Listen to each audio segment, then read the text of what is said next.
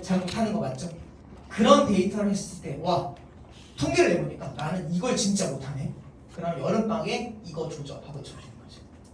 문제를 5번 사서 그 파트만 5번 풀어봐요. 절대 안 틀립니다. 그러니까 이렇게 전략적으로 구체적으로 내 문제점을 확인해야 되는데 늘 문제만 풀고만 있으니까 공부가 안 되는 거예요. 그러면 문제를 푼다는 얘기 넘어갈게요.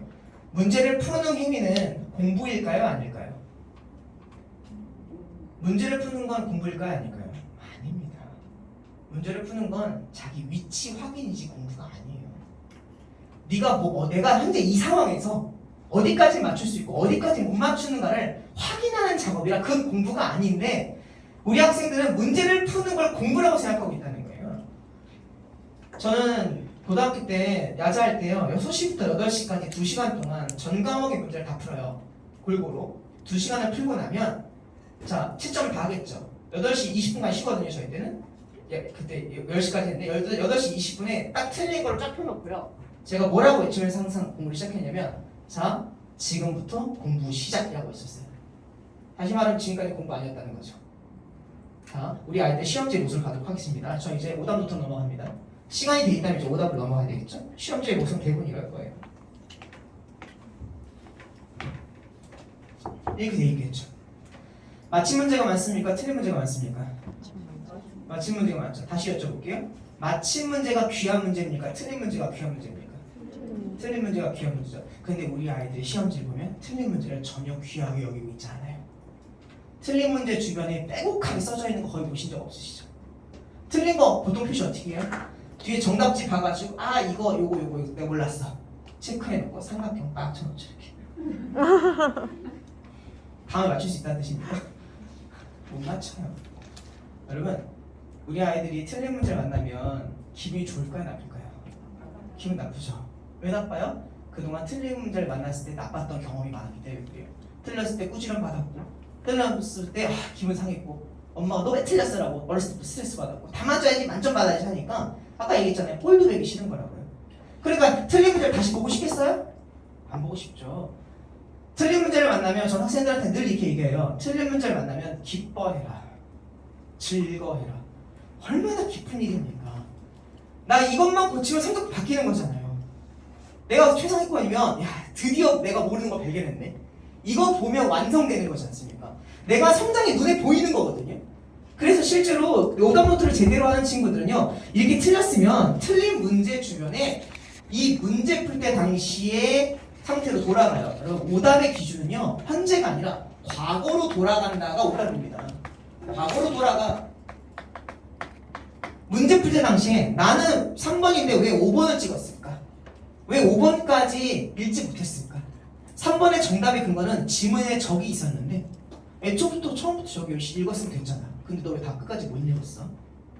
너 엄쌤의 방법론으로 저 문장의 중요한 문장 유추할 수 있어? 엄쌤은 풀 수 있어? 아니 엄쌤도 못 풀걸? 그런 거 다 적어놓는 거죠. 문제 풀 때 당시를 다 떠올려야 되는 거예요. 시간이 부족해서 대충 찍었어. 그럼 나 시간 왜 부족했는데? 앞에서 비문학을 시간 너무 오래 끌었어. 그래? 비문학 얼마나 끌었는데? 올라가서 아까 적어놨던 시간들을 보는 거죠. 그래서 나 진짜 오래 썼구나 이 문제. 그럼 이 아이는 문학을 틀려서 사실은 비문학 때문에 틀린 거예요. 내 문제의 원인을 타고 올라갈 수 있다는 거죠. 질병의 원인도 타고 올라가지 않습니까? 그런 것처럼 그래서 틀린 문제에 대한 내용이 최소한 10줄 가까이는 있어야 돼요. 자기의 생각과 다짐과 그래서 내가 다음 시험에 절대 하지 말아야 될 행동과 이런 걸 적어놓고 그냥 보는 게 아니라 내일 국어 문제를 풀기 전에 이 녀석들을 다시 보고 나 이거 하지 말자 했네. 나 오늘 절대 이 실수 안 해. 적절하지 않는 거를 적절한 걸로 보는 실수 안 할 거야. 이런 거. 그런 태도를 다짐하고 문제 푸는 태도가 있어야 돼요. 근데 우리 아이들은 오답에 대해서 어떻게 돼요? 소홀하게 여긴다는 거예요.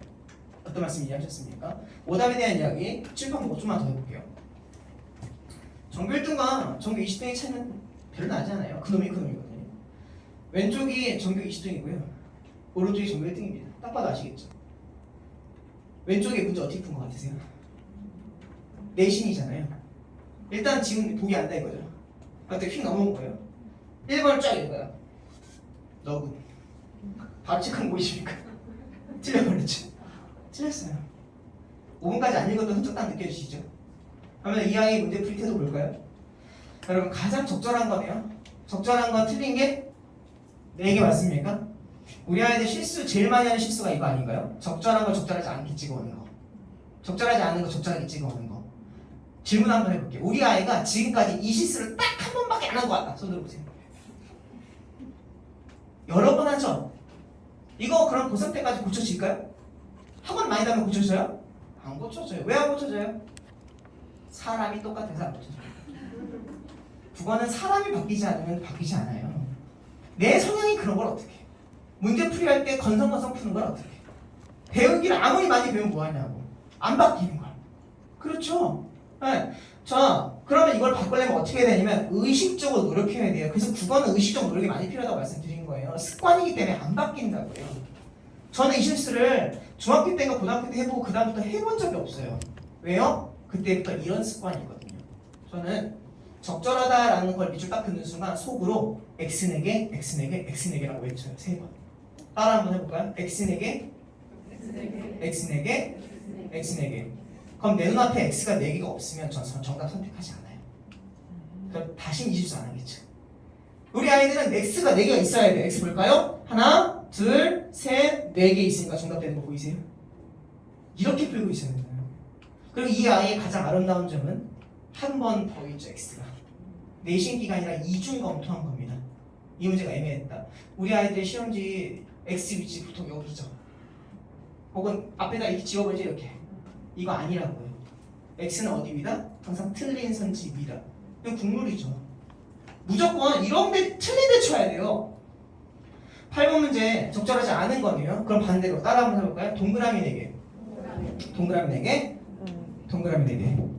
자, 동그라미 확인해볼까요? 하나, 둘, 셋, 넷, 다섯, 6개 하면 치울 수 있다는 거예요. 어떤 말씀 이해하셨습니까? 그러니까 이렇게 속으로 저는 모의고사가 45문제면 135번을 외치면서 푼다고요. 그러니까 실수를 안 하겠죠.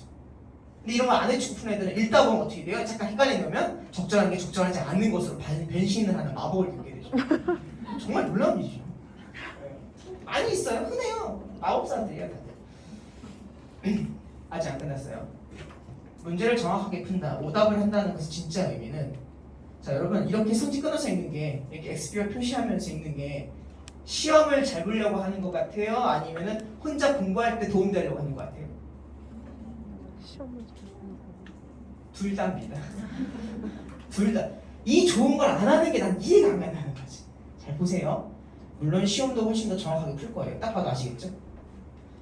이 아이 1번 보고 찍었잖아요. 설령 2, 3, 4, 5번 읽었어도 2, 3, 4, 5번 정답 못 찍는 거 아십니까? 사람한테는 믿음 편향이라는 게 있어요. 혹은 확증 편향이라고도 합니다. 그게 뭐냐면 내가 믿고 싶은 말을 믿는 거야. 보고 싶은 말을 믿어요.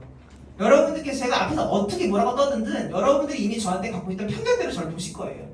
어머 괜찮게 생겼네요 이런 거. 알겠죠? 50분에 꽂힌 대로 그냥 본다니까요. 자, 이 아이 1번에 이미 체크해버렸죠? 이 순간 이 아이의 마음속에 이미 정답은 몇 번이에요? 1번이야. 2번을 보면서 무슨 생각할 것 같습니까? 여러분 1, 2, 3, 4, 5번이 정답될 확률은 각각 20% 맞습니까? 근데 1번에 체크해버리는 순간 2번을 보고 정답 확률이 몇 퍼센트로 될 것 같습니까? 10% 미만으로 떨어져요. 3번 보면서 무슨 생각할까요? 5% 미만으로 떨어집니다. 4번 보면서 뭐라고 생각해요? 아닐걸. 5번 에이 넌 아니야. 난 믿고 싶은 대로 가고 있는 거죠. 실제로 이렇게 푸는 친구들이 정말 많습니다. 그렇죠? 이걸 버려야 돼요. 그래서 저는 항상 뭐라고 해요? 5번까지 보기 전에는 번호 위에 어떤 표시도 하지 말라고 항상 얘기를 하거든요. 이거 하는 순간 사람은 믿고 싶은 대로 믿기 때문에 그래요. 섣부른 판단을 믿으면 안 됩니다. 아시겠죠? 자, 하나만 더. 똑같이 틀렸어요. 우리 이 아이도 틀렸다고 합시다. 얘도 틀렸어요. 둘 다 틀렸죠? 자, 이제 뭐 할 거예요? 오답이라는 걸 할 겁니다. 자, 우리 아이 이 문제 시험 볼 때도 보기 귀찮아서 대충 찍고 틀렸는데 오답하려고 이 문제를 다시 봐야 되면 처음부터 다시 읽어야 되네요. 내가 뭘 틀려서 틀렸는지 모르네요. 그러면 이 글을 처음부터 읽어야 되는데 읽고 싶어요? 읽고 싶지 않아요? 읽고 싶지 않겠죠. 근데 틀린 문제가 이 문제밖에 없어요? 아니면 더 많아요? 더 많아요. 더 많죠. 온통 틀린 거야. 공부할 때 지루하고 짜증나겠죠. 잘못한 것만 보이죠. 왜? 내가 뭘 틀렸는지 읽으려면 이것만 읽어야 돼요? 아니죠. 지금도 다시 읽어야 돼요. 그러니까 공부량이 너무 많아지는 거예요. 그러니까 국어가 쉽고 재미가 없고 이걸 왜 해야 되는지 모르겠다는 거죠. 그러면 우리 이 아이 한번 볼까요? 이 아이가 틀렸어요. 예를 들면 정답이 그 2번인데 1번을 썼다 이거예요. 자, 그럼 이 아이 3번, 4번, 5번 볼 필요 없죠. 그러니까 얘는 3, 4, 5번 다 봐야 되는데 볼 필요 없으니까 공부의 효율성이 높아진 거 알겠습니까? 최소 3배 높아졌죠. 이 아이는 목적성이 있죠. 내가 아까 문제 풀 때 이걸 잘못 생각했네. 그럼 나 이거 왜 잘못 생각했지? 그 원인을 지문에 찾아가면 되겠죠. 난 아까 이거 놓쳤네? 그럼 이거 놓친 이유가 어디야? 지문 여기 있네? 공부를 할 때 타겟이 있으니까, 목적이 있으니까, 배움에 있어서 확실한 얻어갈 게 있잖아요. 공부가 즐거울까요? 즐겁지 않을까요? 즐거워요. 이게 고쳐지는 거야. 내가 이걸 잘못 봤구나. 자기에 대해서 명확하게 판단이 가능하다고요. 그냥 단순히 한 문제를 풀 때도 효율이 이렇게 차이가 나요. 5배잖아요, 최소한. 근데 공부에 대한 진입 장벽도 낮아. 얘는 너무 즐거워, 지금 상태가. 얘는 지금 그냥 보기도 싫어. 깨도 꼴도 보기 싫어. 그러니까 지속성의 문제에 있어서 문제가 발생하고 효율성도 떨어지니까 이 아이는 평생 죽었다 깨어나도 얘를 못 따라가는 거예요. 여러분 그 드라마 보셨습니까? 파리의 연인 보셨어요? 거기 박신양이요. 이세창한테 기억나세요? 얘기야 가자 그거 아시죠? 박신양이랑 이세창이랑 어렸을 때 친구들 라이벌이에요. 근데 이세창만 라이벌로 생각해요. 박신양은 실제로 생각하지 않아요. 제가 그때 그 명대사를 몇 살 때 제가 고등학교 때겠죠? 지금부터 6년 전? 제가 25살이거든요. 마음 나이는 그래요. 6년 전 그 대사를 있었는데 그때 박신양이 뭐라고 했냐면 화를 내면서 너는 지난 30년 동안 나한테 안 됐으면 앞으로 30년도 안 돼! 딱 그러더라고요. 소름 돋지 않습니까? 그 말이 딱 맞아요. 30년 동안 네가 나 못 이겼으니까 앞으로 30년도 못 이긴다는 뜻이에요. 여러분 이렇게 살아가는 아이가 이렇게 살아가는 아이를 따라할 수 있겠습니까? 죽었다 깨어나도 못 잡는 삶의 태도가 달라져야 되는 거죠. 아시겠죠? 우리 아이가 달라져야 돼요. 달라져야 돼요. 우리 아이가 달라졌으면 여기서 찍어야 됩니다. 이렇게 그래서 여러분들 미션 드릴게요. 집에 가셔서 우리 아이의 시험지를 열어보세요. 왼쪽에 가까운지 오른쪽에 가까운지. 왼쪽이라면 조금 개선할 부분이 분명히 있습니다. 하지만 분명히 말씀드린 건 아직 아무것도 듣지 않았어요. 충분합니다. 아시겠죠? 아직 2학년도 안 끝났잖아요. 그러니까 아직 시간 많거든요. 6개월에서 1년이면 다 따라졌거든요. 그러니까 걱정 안 하셔도 좋을 것 같습니다. 마지막 전략에 대한 이야기 한번 해볼게요. 이거 실제로 재학생이 푼 문제인데 아트하죠. 동그라미 하나, 둘, 셋, 네 개, X표 하나 정답 보이십니까? 적절하지 않은 걸 풀었다는 게 느낌 딱 나오시죠? 선지 끊어 있는 거 보이십니까? 이렇게 선지 끊어 있는 게 요즘 대세입니다. 수능 자체가 지문 중심이 아니라 선지 중심으로 가고 있기 때문에 그렇습니다. 어떤 말씀 이해하셨죠? 자, 그리고 이 문제도 마찬가지. 동그라미 하나, 둘, 셋, 네 개, X표 하나, 정답 4번 이렇게 찍고 있다. 이게 실제 과제 제출했던 모습을 그대로 그냥 사진 찍어서 올린 거거든요. 우리 아이들의 시험지의 모습은 이런 모습으로 시간이 있으면 좋겠습니다. 이해하셨죠? 자, 일단 여기까지 1시간 반 정도 진행을 한번 했습니다. 시간이 몇 시죠? 1시간 20분, 5시 20분이면 제가 몇 시 시작했죠? 4시. 그러면은 저 10분만 더 해도 됩니까? 한 김에 이거 하도록 할게요. 눈이 안 보여가지고 제가 눈이 0.1이거든요. 그 세상이 다 그 약간 뿌옇게 보여요. 포토샵. 그 세상이 다 아름다워 보이거든요. 그래서 일부러 안 끼는데, 자, 우리가 문학 작품을 읽고 독서 지문을 읽는 이유는 본질적으로 내용을 이해하기 위함도 있지만 문제를 풀기 위함인 거 아시겠어요? 문제를 풀려고 읽는 거잖아요. 근데 우리 아이들은 어려운 내용, 고전이라든지 어려운 독서 지문을 만나면 내용 읽기에 급급해서 자기가 문제를 풀고 있다는 사실을 잊어버립니다. 그래서 현재 지금 중3, 고1, 고1이라면 가장 배워야 되는 역량 중에 하나가 아까 내가 공부 스타일 독해라고 했잖아요. 중3에서 고1 넘어갈 때 문제를 위한 독해를 어떻게 하는지에 대한 생각을 기르는 게 제일 중요해요. 그거 얘기 살짝 한번 해볼게요. 여러분, 하얀 건 종이고 검정은 건 글씨 맞습니까? 일반적인 아이들의 눈에 그렇게 보일 거고요. 이 중에 문제만 따서 보이면 이런 식의 내용이 보일 거예요. 여전히 하얀 건 종이, 검정은 글씨죠. 평범해요. 문학입니다. 여러분, 문학은 내용부터 읽어야, 지문부터 읽어야 돼요, 보기부터 읽어야 돼요, 문제부터 읽어야 돼요. 문학 무조건 보기랑 문제부터 읽어야 됩니다. 문학은 지문부터 읽는 순간 망해요. 왜냐면 여러분들 낯선 시인의 낯선 작품을 정확하게 한마디 해석할 수 있습니까? 기용도 시인의 입속의 검은잎을 보는 순간 막 답 떠올라요? 안 떠올라요. 하나의 작품을 해석하는 방법은 최소한 8가지 정도 됩니다. 어떠한 문학 작품이 있을 때 시간 중심으로 볼 수 있고, 계절 중심으로 볼 수도 있고, 장소 중심으로 볼 수도 있고, 시어 중심으로 볼 수 있고, 시인 중심으로 볼 수 있고, 배경 중심으로 볼 수 있고, 되게 다양하거든요. 그 중에 뭐로 볼지는 문제 속에 이미 주어졌다는 거예요. 그러니까 문제를 먼저 스캐닝한다는 건 엄청 이득입니다. 아시겠죠? 시를 멋대로 해석하지 않게 됩니다. 볼까요? 실제로 전략이 있고 문제풀이에 대한 관념이 있는 친구들 눈에는 이렇게 보이는 게 아니라 이렇게 보인다는 겁니다. 그림이 딱 보이죠? 자, 1번 볼게요. 여러분, 가에는 표현상의 특징을 물어보는데요. 표현상의 특징은 문학 개념, 역설, 반어, 전천법들을 물어보는 거예요. 따라서 내용 분석을 물어보는 게 아니라는 뜻입니다. 근데 만약에 가 작품이 고전시가 아주 어려운 작품이야. 관동별곡 많이 들어보셨죠? 우리 아이가 관동별곡이 나왔네? 좋아. 지금부터 먼저 읽는 애예요. 열심히 관동별곡 해석을 다 했어. 한 줄 한 줄 읽으면서 심혈을 기울여서 다 했어. 오케이, 해석 완성했어. 문제를 딱 봤더니 1번에 내용 문제 안 나고 표현법 문제 나와요. 나 아까 내용 읽는다 표현법 하나도 안 봤죠? 그 이제 어떻게 해야 돼? 이 문제 풀려면 다시 관동별곡을 다시 읽고 있어요. 시간이 2배, 3배 걸리는 거예요. 근데 미리 문제를 스캐닝했을 때 야, 가작품 관동별곡인데 내용보다 표현법 위주로 읽으라네? 표현법에 다 동그라미 칠수 있겠죠. 반어, 반복법 나왔다. 문제를 훨씬 더 효율적으로 푼다는 거죠. 두 번째, 여러분 다를 바탕으로 한다는 건 무슨 뜻인지 아십니까? 무언가를 바탕으로 하는 뜻은 근본이라는 거예요. 영어에서는 on the basis of라는 뜻입니다. 근본이다. 따라서 다의 주제를 반드시 알고 있으라는 뜻이에요. 다의 주제도 모르고 풀면 안 된다는 뜻입니다. 아이들이 주제를 몰라요. 기본적으로 안 읽으려 보이지 않는 뜻이죠. 세 번째, 다의 B를 중심으로 B의 주제 알라는 뜻이고 A를 중심으로 A의 주제를 알라는 뜻입니다. 그러니까 적어도 다의 주제, B의 주제, A의 주제. 다시 말하면 얘는 다 중심의 작품이겠네. 문제가 많겠네. 그럼 다를 졸라 열심히 읽어야지 이 생각하는 거죠. 주제를 찾으면서 읽어야지. 여러분, 주제는요 찾으려고 보면 보인다니까요. 근데 주제는 찾으려고 안 보면 안 보여요. 내가 주제를 어디 있는지 생각해야지라고 의식하고 보면 보이거든요. 세상 모든 일이 그래요. 맘먹고 보면 보이죠. 맘먹고 안 보면 아무것도 안 보이거든요. 관심이 없으면 그래요. 늘 하는 비유가 있지 않습니까? 이미 여러 번 들으셨을 텐데 질문 한번 할까요? 나 우리 집에 있는 그 와이프나 남편의 얼굴에 있는 점의 개수를 안다. 손 들어보세요. 나는 우리 아내를 너무 사랑하여 아내 얼굴에 점의 개수까지 다 안다. 관심 없죠. 안 보이는 거예요. 평생. 주제 똑같아요. 반면에 찾아보세요라고 마음 먹고 각 잡고 찾으면 1분 단어를 찾을 수 있죠. 주제를 찾으려고 마음 먹으면 보입니다. 근데 주제를 찾으려고 마음 먹지 않으면 안 보인다는 거예요. 이거를 공부를 한다는 건 조금 더 효율적으로 찾는 방법을 배운다는 것 뿐이죠. 우리 아이들 누구나 갖고 있는 능력 중에 하나입니다. 자, 볼까요?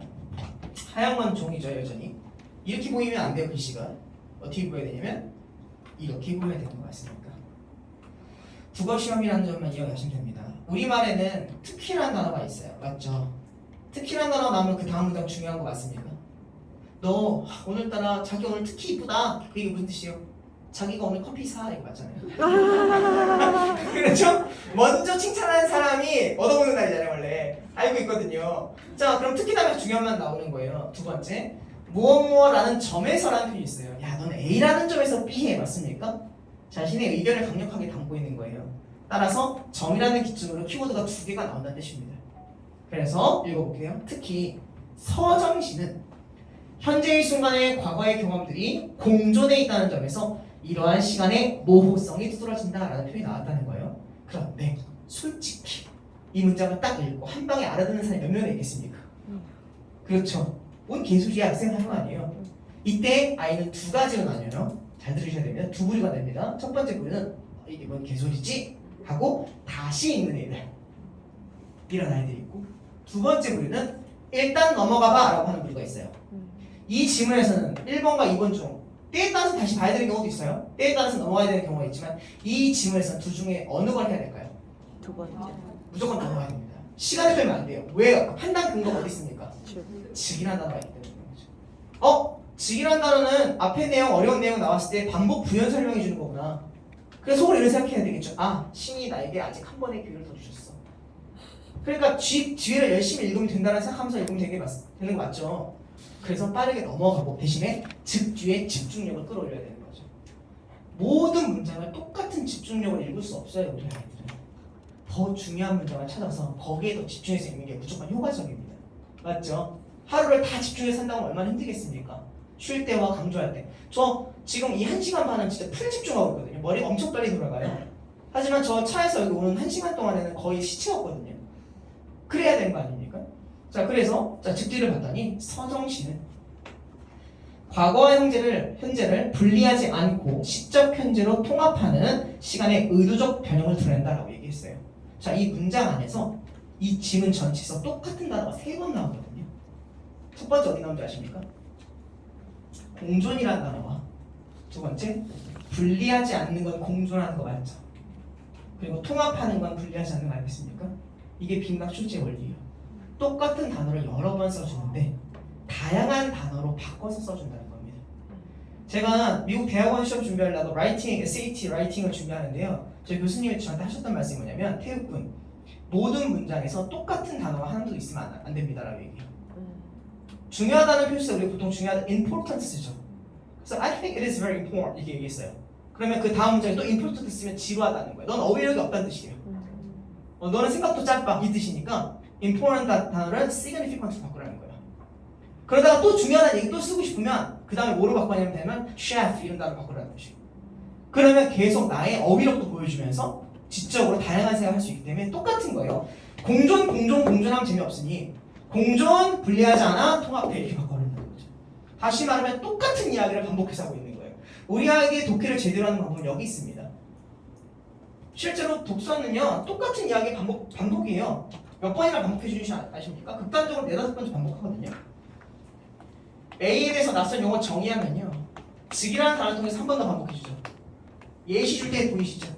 예시도 반복이죠. 다시 말해 이렇게 하기도 하죠. 결론적으로 다시 얘기하죠. 똑같은 게 5번 합니다. 이걸 알아차리는 게 중요해요. 이게 독해의 가장 기본입니다.